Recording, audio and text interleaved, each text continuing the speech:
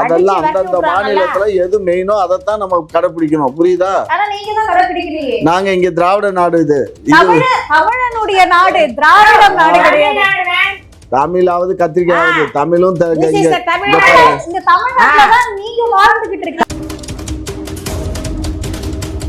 சட்டம் ஒழுங்கு சீர்கெட்டு இருக்கிறதா வந்து சொல்றாங்களே. சட்டம் ஒழுங்கு சீர்கெட்டு போச்சு. இப்ப நீயும் நானும் இவங்க 3 பேரும் நம்ம உட்காந்து பண்றோம். சட்டம் ஒழுங்கு கெட்டு போச்சு. அருவாளோட எவனா வந்து என்னையோ ஒன்னையோ வெட்ட போறான். அதனால பயந்துட்டு வீட்டுக்கு போயிடுது. சரியா? போலீஸ் முதல் கொண்டு உங்க பாக்கெட்ல இருக்கு. ஏங்க நீதிபதி எல்லாம் யார் கண்ட்ரோல்? ஒன்றிய அரசு கண்ட்ரோலுங்க. நீங்க என்ன உச்ச நீதிமன்றத்துடைய கண்ட்ரோல்?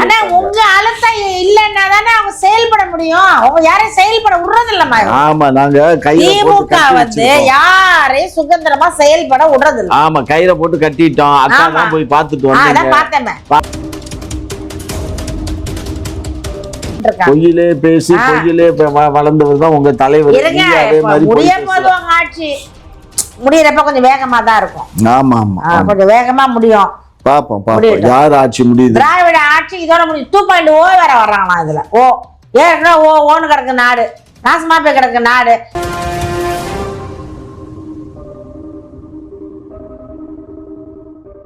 சார், அண்ணாமலை அவர்கள் வந்து சொல்லியிருக்காரு, திமுகவை எதிர்க்கக்கூடியவர்கள் எல்லாருமே வந்து தேசிய ஜனநாயக கூட்டணிக்கு வருவாங்க அப்படின்னு பேசியிருக்காரு. ஒரு வாய் புளிச்சதோ மாங்காய் புளிச்சதோன்னு பேசுறாரு திரு அண்ணாமலை அவர்கள்.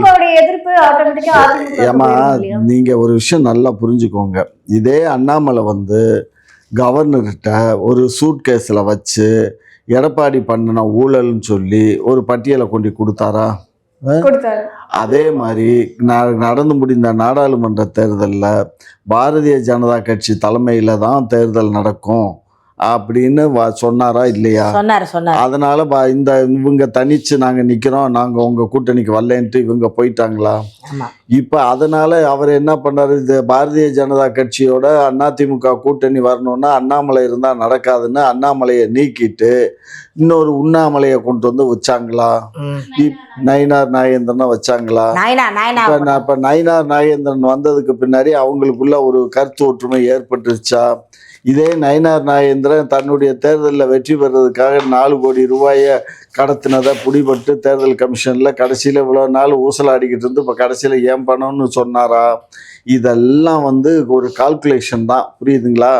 இப்போ அண்ணாமலை அமைதியாக இருந்தார். எப்படியாவது தனக்கு வந்து ஒரு ராஜ்யசபா கிடைச்சிரும், ஒரு மந்திரி கிடைச்சிரும்னு எதிர்பார்த்தாரு. ஒரு ராஜ்யசபாவும் கொடுக்கல, மந்திரியும் கொடுக்கல. இன்னும் சொல்ல போனால் ஒன்றியத்தில் இருக்கக்கூடிய அவங்க கட்சியில் ஒரு மாநில அகில இந்திய செயலாளர் பொறுப்பு கூட கொடுக்கல. சரியா? கட்சியில் இப்போ அவருக்கு எந்த பொறுப்பும் இல்லை. இப்போ ஏதாவது பருப்பு வேகணும், தான் இதில் இருந்து வெளியில் இருந்துக்கிட்டு இருக்கணும், இல்லைன்னா செத்து போயிட்டான்னு சொல்லி தூக்கி புதைச்சிட்டு போயிடுவாங்க. அதுக்காக வாய் வீணா என்னத்தையாவது பேசணும். அவர் வாய் வீணா பேசுறாரு. இவர் வந்து மும்பையை போய் வந்து சர்வதேசத்துக்கு சொந்தமான நாடுன்னு பேசினார்னா அது இந்திய சர்வதேச நாடு. அதான் சர்வதேச நாடு. ஏமா சர்வதேசம்னா அப்புறம் என்னம்மா? சர்வதேசம்னா உலகம் பூரா தாண்டா. அது அந்த அவர் வார்த்தையில் பேசியிருக்காரு. உலகத்துக்கெல்லாம் வந்து மும்பை தான் வந்து ஹெட் குவார்ட்டர்ஸுங்கிற மாதிரி பேசுகிறாரு. அதை வந்து யார் பேசணும்? இவங்க பேசக்கூடாது. சரியா? இவங்க தான். அவரு தென்னிந்தியர்களை தான் குறை சொல்லியிருக்காரு. தமிழ்நாட்டுல இருந்து வந்தவெல்லாம் இப்படி பேசலாமா அப்படின்னு தான் குறிப்பிட்டிருக்காரு. அப்ப தமிழர்களை வந்து அவர் கொச்சைப்படுத்தி பேசுறாரு. யார் கொச்சைப்படுத்தினா? ராஜ் தாக்கரே பேசத்தானே செய்வாரு. உனக்கு என்ன வேலையோ அந்த வேலையை நம்மளதான் திட்டிருக்காங்க. நீங்க இதுக்கு வந்து கண்டனம் தெரிவிக்கணும். இந்த லூசு பையன் அங்க போய் பேசுனதுனால தானே திட்டுறாங்க. என்ன பேசிக் தெரியாம பேசுற? எதுக்காக திட்டினா பால் தக்கற? இந்த லூசு பையன் சொன்னதுனால தானே திட்டினா. இல்ல, அவரு தவறா எதுவும் குறிப்பிடலன்னு தான் சொல்றேன். தவறா குறிப்பிடலன்னு நீ சொன்னா ஆமா, நீ வந்து அவ தவறு இல்லைன்னு யாரு முடிவு பண்ணணும்? அது பாதிக்கப்பட்டவங்க தானே முடிவு பண்ணணும். நீ சொல்ல முடியுமா தவறு இல்லைன்னு? அவங்களுக்கு தவறுன்னு தெரியறதுனாலதான் அவங்க இது வந்து அவங்க ஏற்கனவே அங்க வந்து இந்திய ஆதிக்கத்தை ஏத்துக்கிட்டு இருக்காங்க. அவங்க மராட்டிய மொழி தான் எங்களுடைய தாய்மொழி, மராட்டியமும் ஆங்கிலம் தான் எங்களுக்கு வேணும், எங்களுக்கு ஹிந்தி வேண்டான்னு சொல்லிட்டு இருக்காங்க. அப்படிப்பட்ட இடத்துல நீ போய் இந்த மாதிரி ஒரு இது வந்து சர்வதேச நாடுன்னு சொல்லி கேட்டீங்கன்னா அப்ப இது வந்து திரிய போட்டு எண்ணெய் ஊத்துற கதை இல்லை. மெல்ல மெல்ல வந்து ஒரு பழமொழி சொல்லலாம், மெல்ல மெல்ல வந்து வீட்டில் பொண்டாட்டி, அதாவது என்ன பண்ணுவான்னா நண்பனுடைய பொண்டாட்டிய தாலி போட்டு கூட்டிட்டு போயிட்டாம்பாங்க. அது மாதிரி இவன் மெல்ல மெல்ல இப்ப அங்க போய் அங்க ஏதாவது உங்களுடைய கூட்டணி கட்சின்றதுக்காகவே நீங்க இவ்ளோ வந்து பேசுறீங்க அப்படின்ற மாதிரி இல்லம்மா, நாங்க சொல்றது அவரு பால் தக்கரை சொன்னது 100க்கு 100 உண்மை. அவங்க மாநிலத்தையும் தமிழ்நாட்டுல 1000 பேசு, நாங்க அதை ஒரு பத்தி இனிப்பு பேரை வச்சு எல்லாம் வந்து இது ரசமலாயோ ஏதோ ஒண்ணு அப்படிலாம் குறிப்பாரு. சீமான் அவர்கள் கூட இதுக்கு கண்டனம் தெரிவிச்சிருந்தாங்க. சீமான் அவர்கள் வந்து எளவுக்கும் ஏன்னா அந்த கொள்கை தாண்டி கோட்பாடு தாண்டி நான் அண்ணாமலை அவர்களுக்கு வந்து நான் சப்போர்ட் பண்ணுவேன்னு பேசியிருந்தாரு. நான் தான் சொல்றேன்ல, அவர் எளவு வீட்டுக்கும் போவாரு, தமிழனுக்கு சப்போர்ட் பண்றாரு. அவர் இவர்கள் தெலுங்கர்கள், அவரை பத்தி இவர்களுக்கு நம்ம அந்த கவலை கிடையாது. சும்மா நிப்பாட்டுமா, சும்மா நிப்பாட்டுமா. ஆமா, இவர் போய் தமிழ் ஆகையினால பேசுறதுனால இவர் வந்து தவறுன்னா நான் சொல்லல தவறுன்னு, அந்த மாநிலத்தை சேர்ந்த முக்கியமான நபர் தவறுன்னு சொல்லும் போது அதை ஏன்னா அவங்க வந்து பாஜக அங்க கால் ஊன்றிடக் கூடாதுன்றதுக்காகவே இப்படி ஒரு விஷயம். ஏமா பாஜக தாம்மா அங்க ஆளுது, அறிவு கட்ட ஜென்மமே. இப்ப மறுபடியும் வந்து ஆளக்கூடாதுன்றதுக்காக தான் அவர் அப்படி பேசியிருக்காரு. ஆளக்கூடாது, ஆள்றதுங்கிறது யார்? மக்கள் எல்லாம் அதை தீர்ப்பு பண்ணணும். இவன் தான் சூழ்ச்சி பண்ணிட்டானே. ஏற்கனவே பால் தக்கரையும் இவருடைய தம்பியும் கூட்டணியில ஆண்டுகிட்டு இருந்தாங்க. யாரு? நம்ம இப்ப அவர் இங்க துணை முதலமைச்சரா இப்ப இருக்காரு, சரியா? அப்ப அவர் அங்க ஆண்டுகிட்டு இருக்கும்போது என்ன பண்ணாங்க, திடீர்னு அவர் ஆட்சியை கவுழ்த்திட்டு இந்த ஆள முதலமைச்சர்னு கொஞ்ச நாள் வச்சானுங்க. திரும்ப எலெக்ஷனை டிக்ளேர் பண்ணானுங்க. திரும்ப எலெக்ஷன் டிக்ளேர் பண்ணி இப்போ வந்து வேற ஒரு பாஜகவை சேர்ந்த முன்னாள் முதலமைச்சரை இப்போ முதலமைச்சர் ஆக்கி இவரை துணை முதலமைச்சராக ஆக்கி விட்டாங்க. அப்போ சூழ்ச்சி. இப்போ யார் அங்கே முதலமைச்சர்? பிஜேபி தான் முதலமைச்சர். துணை முதலமைச்சர் கூட்டுறவு கட்சிக்கார தலைவர் தான் முதலமைச்சர். சரியா? ஆகையினால தமிழன் வந்து அங்க பேசலாமான்னு ஒரு அப்ப இதுல இருந்தே தெரிய வேணாமா, நீங்க வந்து இதுவே தெலுங்கர் அந்த மாதிரி சொல்லியிருந்தா சப்போர்ட் பண்ணி ஒரு தமிழன் தானே அவங்க இருந்தாலும் தப்பு. அடுத்த மாநிலத்துல போய் அந்த மாநிலத்தினுடைய பேச்சுக்கள்ல அந்த அதே மாதிரி ஒரு பெரிய தலைவர் மும்பைல கால வச்சா வெட்டுவேன் அப்படின்னு குறிப்பிட்டது வந்து அது சரியா? அது சரியான, நீ பேசுனதுக்கு அது சரிதான் சார். அவர் ஒரு அரசியல் கட்சி தலைவர், அவருக்குன்னு ஒரு வரைமுறை இருக்கு. அதை விட்டுட்டு காலை வச்சு வெட்டுவன்றது ஒரு ரவுடித்தனமான ஒரு பேச்சு. ரவுடித்தனம் பண்ணித்தான் அங்க பாரு, அவங்க கட்சியே வன்முறை தான், புரியுதா? அவங்க இப்ப இல்ல, அவங்க அப்பா இருந்தாரு இல்லையா பால் தக்கரை, அவர் இருக்க காலத்துல இப்படி எல்லாம் பேசிட்டு வந்துட முடியாது. அங்க எல்லாத்தையும் ஓச்சு அனுப்பிச்சிடுவாங்க. பால் தக்கரை மண்டைய போட்டதுக்கு அப்புறம் தான் இப்ப கொஞ்சம் அங்க துளிர் விட்டுக்கிட்டு இருக்கு, புரியுதா? அதெல்லாம் அந்த இப்ப மறுபடியும் அவனுங்க ஒரு வந்துட்டானுங்க, மராட்டியத்தை கையில எடுத்துட்டு வர்றானுங்க. அதனால அந்த மொழி பிரச்சனை இங்கே தமிழை எப்படி நம்ம கையில் எடுக்கிறோமோ அது மாதிரி அவங்க மராட்டியத்தை கையில் எடுக்கிறாங்க. அதனால அவங்க சொன்னது அவங்க மாநிலத்துக்கு அது சரி. இவர் மாநிலம் விட்டு மாநிலம் போய்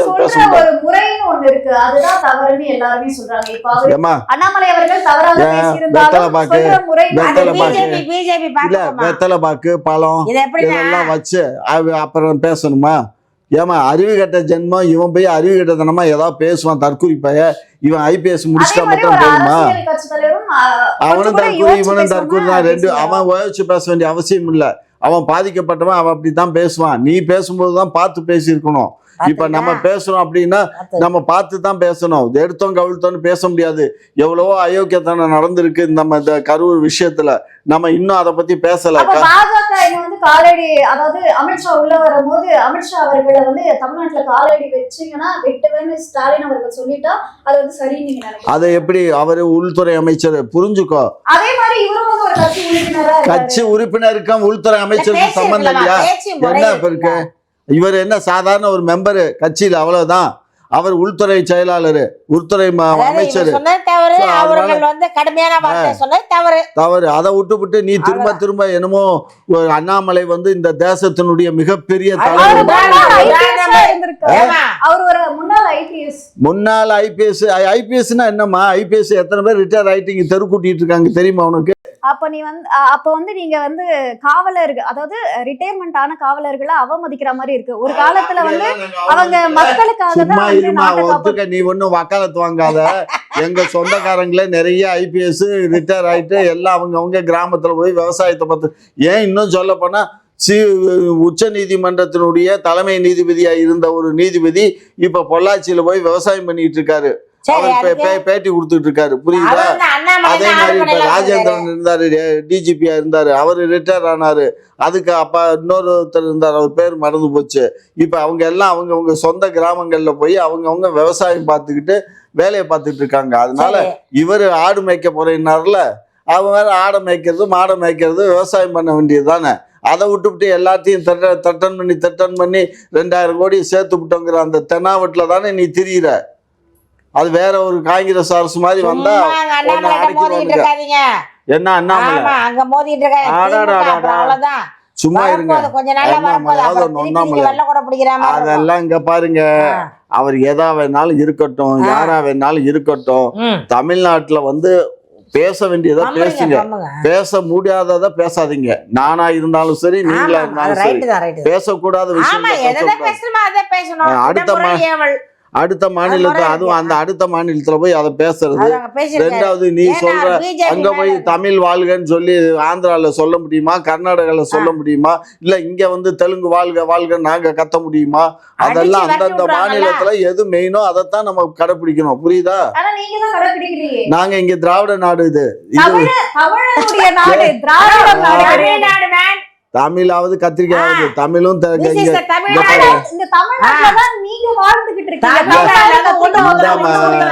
தமிழ்நாடுங்கிறது எப்ப 1958க்கு அப்புறம் தான் இது தமிழ்நாடு. தமிழ்நாடுங்கிறது இங்க பாரு, தமிழ் என்பது சரித்திர சான்றுகள் உடையது. 10,000 20,000 ஆண்டுகளுக்கு முந்தைய மொழி தமிழ் மொழி. இருமா, அந்த தமிழ் மொழி, அந்த தமிழ் மொழி அந்த தமிழ் மொழி அது வந்து கடல் கொண்டு போயிருச்சு. புரியுதா? அப்படி நீங்க வந்து மடைமாற்றம் பண்ணி மக்களை நம்ப வச்சீங்க. நாங்க ஒண்ணும் மடைமாற்றம் பண்ணல, மக்களை நம்ப வைக்கல. லெமோரியா கண்டோம்னா லெமோரியா கண்டத்துல எல்லாம் அழிஞ்சு போச்சு. லெமோரியா கண்டத்துக்கு அப்புறம் வந்து தமிழ் சங்கம் தோற்றுவிக்கப்பட்டது. அது மதுரையில தோற்றுவிக்கப்பட்டது. அதுதான் 2ஆம் சங்கம், 3ஆம் சங்கம், 4ஆம் சங்கம் தான் வச்ச. முதல் சங்கம் கடல் கொண்டு போயிருச்சு. புரியுதா? அதுக்கப்புறம் இந்த சங்க தமிழ் மொழியில இருந்து சான்ஸ்கிரிட் உள்ள வந்தது. அதை தாலி போட்டு வச்சுக்கிடுச்சு. தமிழ் தாலி போட்டு வச்சதுனால அது புருஷ பொண்டாட்டி ஆயிடுச்சு. புருஷ பொண்டாட்டிகளுக்கு பிறந்ததான் மலையாளம், தெலுங்கு, கன்னடம், துளுவம் எல்லாமே. புரிஞ்சதா? ஆமா, அது மதிக்காம பேசுறீங்க. யாரு? நாங்க தமிழ் இருமா, திராவிட தமிழ் தாமா. தமிழுக்கு தான் நாங்க முதல் மரியாதை. புரிஞ்சுக்கோ, நாங்க தமிழுக்கு தான் முதல் மரியாதை. தமிழைத்தான் நாங்க போற்றுவோம், புகழ்வோம். தமிழ் தான் எங்களுக்கு தாய்மொழி. எனக்கு தாய்மொழி தமிழ் தான்.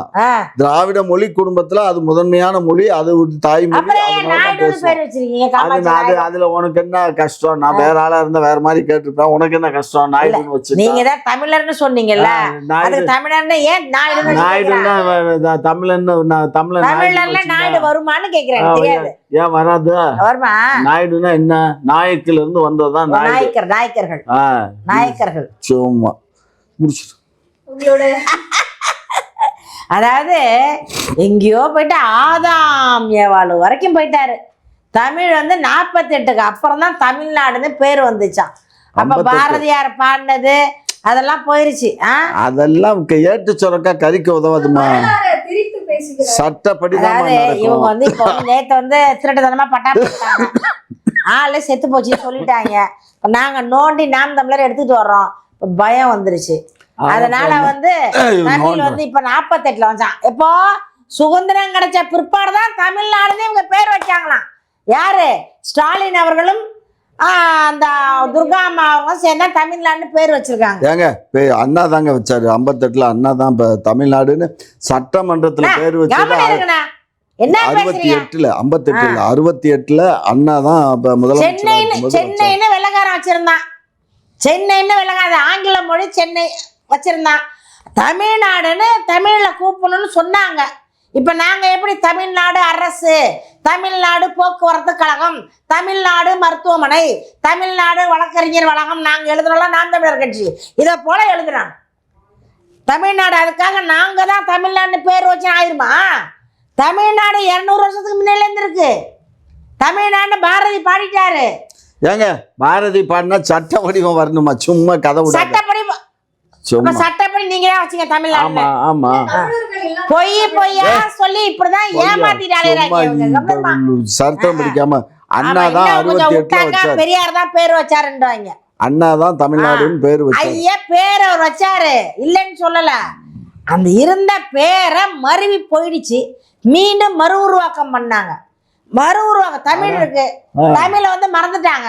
இப்போ இடையில நாங்க சொல்றோம், நாங்க பேசுறதுலாம் தமிழுங்க, இது ஒரு மொழி, எங்கள் மொழி, எங்கள் தமிழ் மொழி, எங்கள் தாய்மொழி சொல்றோம் இல்லையா?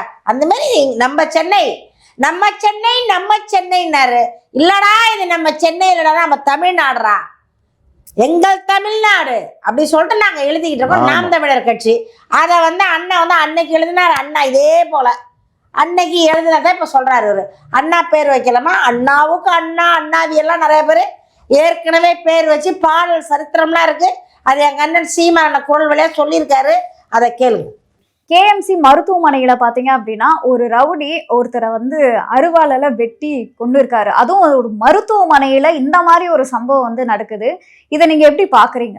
அது திமுக ஃபர்ஸ்ட் கேளுங்க, அவர் தான் நியாயத்தை சொல்ற, அவங்க ஆளும் கட்சி. இதை கேளுங்க, அவன்கிட்ட கேளுங்க, பதில் சொல்றாங்க. சட்டம் ஒழுங்கு சீர்கெட்டு இருக்கிறதா வந்து சொல்றாங்களே. சட்டம் ஒழுங்கு சீர்கெட்டு போச்சு. இப்ப நீயும் நானும் இவங்க 3 பேரும் நம்ம உட்காந்து பண்றோம். சட்டம் ஒழுங்கு கெட்டு போச்சு. அருவாளோட எவனா வந்து என்னையோ ஒன்னையோ வெட்ட போறான், அதனால பயந்துட்டு வீட்டுக்கு போயிடுது. சரியா? சும்மா இல்ல யார் வந்து வெட்டுவா, யாரு வந்து வெட்டுவா, அதுதான் அவங்களுக்குள்ள மோட்டிவேஷன்.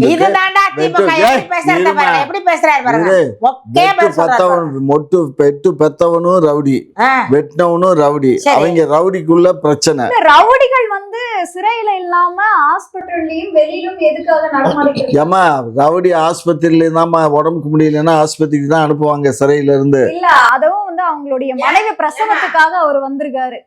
ஏமா பிரசவத்துக்கு வந்தாலும் சரி, இல்ல அவருக்கு உடம்புக்கு முடியலனாலும் சரி, பெயில் இது கொடுத்துருப்பான். பெயில் கொடுத்துருக்க மாட்டாங்க, இது ஒரு நாள் 2 நாள் வந்துட்டு போறதுக்காக இது பண்ணுவாங்க டெலிவரிக்கு. ஆமா, இல்ல அவர் நடமாடிட்டு இருக்கக்கூடிய ஒரு ரவுடி பெயிலையோ இல்ல 1 நாள் 2 நாளையும் வந்து வராம அவரு சுதந்திரமா வந்து சுத்திக்கிட்டு இருந்திருக்காரு. அப்ப அவருக்கு மேல கேஸ் இல்லைன்னு அர்த்தம். ரவுடி தான், ஆனா அவர் மேல கேஸ் ஏற்கனவே இந்த கேஸ்ல விடுதலை ஆகி வந்திருப்பாரு. அவனுக்கு அது அந்த வெட்டினானே அவனுக்கு அதனால ஏதாவது இருக்கும். அந்த இது முழுசா நான் படிக்கல. பாரு, மொதல் 2 பேருமே போட்டி இருந்தா தான் வெட்டுவான். போட்டி இல்லைன்னா அவன் வெட்ட அவன் என்ன பைத்தியமா? இப்ப அவனை வெட்டி விட்டு கைது பண்ணி வச்சு. அதாவது வெட்டினவனுக்கு எவ்வளவு தைரியம் இருக்கு, இந்த ஆட்சியில நம்ம வெட்டிட்டோம் அப்படின்னா சுதந்திரமா நடமாடலாம். ஒரு மருத்துவமனையில அந்த பயம் உங்க மீது இருந்திருக்கணும் இல்லையா? ஐயோ இந்த ஆட்சியில அவ்வளவுதான், நம்மளால உயிர் கூட வாழ முடியாதுதான், என்கவுண்டர் பண்ணணும், இல்லைன்னா தூக்கி உள்ள போடுவோம். என்கவுண்டர்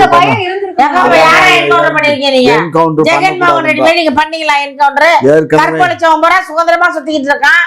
பொம்பளை பிள்ளைய கெடுத்தவங்க சுதந்திரமா சுத்திக்கிட்டு இருக்கான். பொம்பளைய தாலி இருக்கிறவங்க சுதந்திரமா சுத்திக்கிட்டு இருக்கான். ஊடு வந்து கத்தியால குத்தான் சுதந்திரமா சுத்திக்கிட்டு இருக்கான். ஏர்போர்ட்டுக்கு பின்னாடி வந்து சேர்ந்து குரூப்பா சேர்ந்து பொண்ணை கெடுத்தவன் சுதந்திரமா இருக்கான். அண்ணா யூனிவர்சிட்டியில கெடுத்தவன் சுதந்திரமா இருக்கிறான். யாரு சுதந்திரமான ஒரு திமுக ஆட்சியில? இல்ல அதுக்குதான் சொல்றாங்க இல்லையா, பெண்கள் தான் அவங்களோட பாதுகாப்பை உறுதி பண்ணிக்கணும். ஒரு ஆளுக்கு ஒரு போலீஸ் போட முடியாது. உங்களுக்கு வந்து இந்த அம்மா சொல்லுது, இப்ப இந்த அம்மா அடுக்குச்சுல்ல, அத்தனை பேரையும் பிடிச்சு இவனுக்கு 23 வருஷம் அண்ணா யூனிவர்சிட்டியில. இப்ப அவனுக்கு வந்து குற்றப்பத்திரிக்கை தாக்கல் பண்ணிருக்கு கோயம்புத்தூருக்கு. சரியா? இப்படி எல்லா பேத்துக்கும் நம்ம குற்றப்பத்திரிக்கை தாக்கல் பண்ணி தண்டனை வாங்கி கொடுக்குறோம். ஐயோ உங்க வாங்கி கொடுத்த லட்சணம் பிரியாணி கோட்டை கோழி பிரியாணி வாங்கி கொடுத்து வெளியில தெரியலையே. என்னப்பா வெளியில இந்த மாதிரி தண்டனை கொடுங்க. பத்திரிக்கை செய்தி வருண்டா, பத்திரிகை கொடுங்க. அதெல்லாம் நம்ம சொல்ல முடியாது, நீதிபதி தான் பண்ணணும். நீதிபதி என்ன பண்ணுவாரோ அது பண்ணுவாரு. உங்க கையில தானே இருக்கு நீதிபதி. அது எப்படி எங்க திராவிட மாடல் கையில தான் இருக்கு. நீங்க சொல்றதா நீதிபதி கேக்குறாரு, நீங்க சொல்றதா வழக்கறிஞர்கள் கேக்குறாங்க. ஏன்னாங்க இல்லன்னா அவங்கள தூக்கிடுவீங்க. போலீஸ் முதற்கொண்டு உங்க பாக்கெட்ல இருக்கு. ஏங்க நீதிபதி எல்லாம் யார் கண்ட்ரோல்? ஒன்றிய அரசு கண்ட்ரோலுங்க. நீங்க என்ன உச்ச நீதிமன்றத்துடைய கண்ட்ரோல்? ஆனா உங்க அழுத்தம் இல்லன்னா தானே அவங்க செயல்பட முடியும். அவங்க யாரையும் செயல்பட விடுறது இல்லம்மா. ஆமா, நாங்க திமுக வந்து யாரையும் சுதந்திரமா செயல்பட விடுறது இல்ல. ஆமா, கயிறை போட்டு கட்டிட்டோம். அக்கா தான் போய் பாத்துட்டு வந்தீங்க. பாத்தீங்க திருமாவளவன் ரோட்ல வச்சு பைக்ல போட்டு அடிச்சாரு. கடைசியில வந்து அவரே வந்து கேஸ் போடுவீங்க. ஏற்பாட்டு மூர்த்தி அவங்க வந்து குத்துவாங்க, வெட்டுவாங்க கத்தியால. வெட்டவன விட்டு வெட்டு பண்றதுக்கு உள்ள வைப்பீங்க ஜெயில. இதானே அவங்க சட்டம், திராவிட மாடலா சட்டம். பாத்துக்கிறது ஏன்னா இதெல்லாம் பொய்யா உண்மையா மக்களுக்கு தெரியும். மக்களுக்கு தெரியும். மக்கள் பாத்துக்கிட்டு இருக்காங்க. பொய்யிலே பேசி பொய்யிலே வளர்ந்தவர் தான் உங்க தலைவர். முடிய போது உங்க ஆட்சி முடியறப்ப கொஞ்சம் வேகமா தான் இருக்கும். ஆமா ஆமா, கொஞ்சம் வேகமா முடியும். பாப்போம் பாப்போம் யார் ஆட்சி முடியுது. திராவிட ஆட்சி இதோட முடியும். 2.0 வேற வர்றாங்களா இதுல. ஏற்கனவே ஓன்னு கிடக்கு நாடு, நாசமா போய் கிடக்கு நாடு. செவிலியர் போராடிடுறாங்க, ஆசிரியர் போராடிடுறாங்க. அதுக்கு என்ன காசு கொடுக்க காசு இல்லை அவர்கிட்ட. ஆனா இவர் ரோட் ஷோ பண்றது காசு இருக்கும். அங்கங்க பார்க்கு திறக்க. அடுத்து மாநாடுகள் வேற நிறைய நடக்குது. நிறைய நடத்துவாங்கம்மா. இப்ப வந்து விஜய்க்கு டப்பு தர்றாங்களாமா. விஜய் நடந்துட்டாராம். இப்ப அதே போல இவரு நடக்கணும். இவரு டப்பு கொடுக்கணும். மக்களை பாருங்க, மக்களை பாருங்கண்ணா. நான் மக்களை தான் பாக்குறோம்.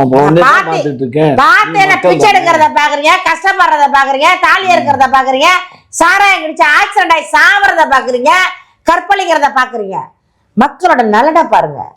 ஒரு ஆசிரியரா அவங்களுக்கு என்ன செய்யணும்? முடிஞ்ச வரைக்கும் செஞ்சு அவங்கள ஆசுவாசப்படுத்தணுமா?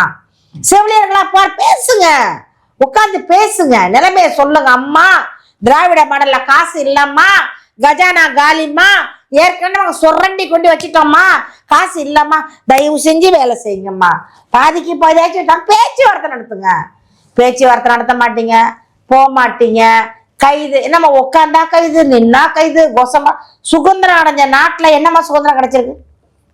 இந்த சுதந்திரம் பெறதுக்கு அவ்வளோ போராடி அத்தனை பேரை உயிரை கொடுத்து நாட்டுல சுதந்திரம் வாங்கி கொடுத்துட்டு போனாங்க அந்த காலத்துல.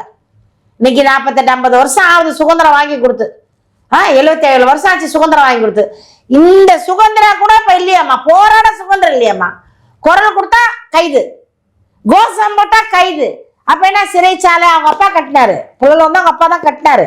அதுக்காக யாரை வேணாலும் கைது பண்ணுவீங்களா? கைது பண்ணணும். இல்ல, குற்றவாளிகளை தவிர மற்ற எல்லாரையும் கைது. என்னமா? குற்றவாளிகளை தவிர மற்ற எல்லாரையும் கைது பண்றாங்கன்னு சொல்றாங்க. குற்றவாளியை கைது பண்றாங்கம்மா, உள்ள வச்சிருக்காங்க, விட்டுறாங்க பெயில்ல. அவனுக்கு கோழி பிரியாணி வாங்கி போடுறோம் சொல்லு. ஆமா, கோட்டை கோழி பிரியாணி எல்லாமே உண்டு உள்ள. கஞ்சா உள்ள புழங்குதுன்றாங்க, செல்போனும் உள்ள இருக்குன்றாங்க. நான் என்ன சொல்றேன்னா, மீண்டும் மீண்டும் இந்த மட்டும் தயவு செஞ்சு போடுங்க. இப்போ எல்லா நாடுகள்லயுமே குற்றவாளி இருக்காங்க. உலக நாடுகள்ல குற்றவாளி இல்லாத நாடு கிடையாது. எல்லா நாட்டிலும் இருக்காங்க. அந்தந்த நாட்டுல அந்த குற்றம் செஞ்ச குற்றவாளிகள் ஒரு பெயில்ல வரும் பொழுது அவங்களுக்கு ஒரு பாஸ் கொடுப்பாங்க. அந்த பாஸ் கொடுத்து பெட்ரோல் பேங்க்லயோ வேற எங்கேயோ வேலை செய்யணும். காலில் வந்து டேக் போடுவாங்க. டேக்னா ஒரு மிஷின், அது நம்ம வாட்ச் மாதிரி கட்டிடுவாங்க. இவங்க எங்கெங்க போறாங்களோ கண்காணிப்பாங்க காவல்துறை. உண்மையா இல்லையான்னு பார்க்க சொல்லுங்க, கண்காணிப்பாங்க. ஆனா இந்த கைதிக்கு மீண்டும் வந்து அவங்க சுதந்திரமா இருக்கலாம். கல்யாணம் பண்ணலாம், குழந்தை பெற்றுக்கலாம், தண்ணி அடிக்கலாம், வேலை செய்யலாம், வீட்டுல தங்கலாம், சுதந்திரமா இருக்கலாம். மீண்டும் குற்றம் செய்தால் மட்டும்தான் பிடிப்பாங்க.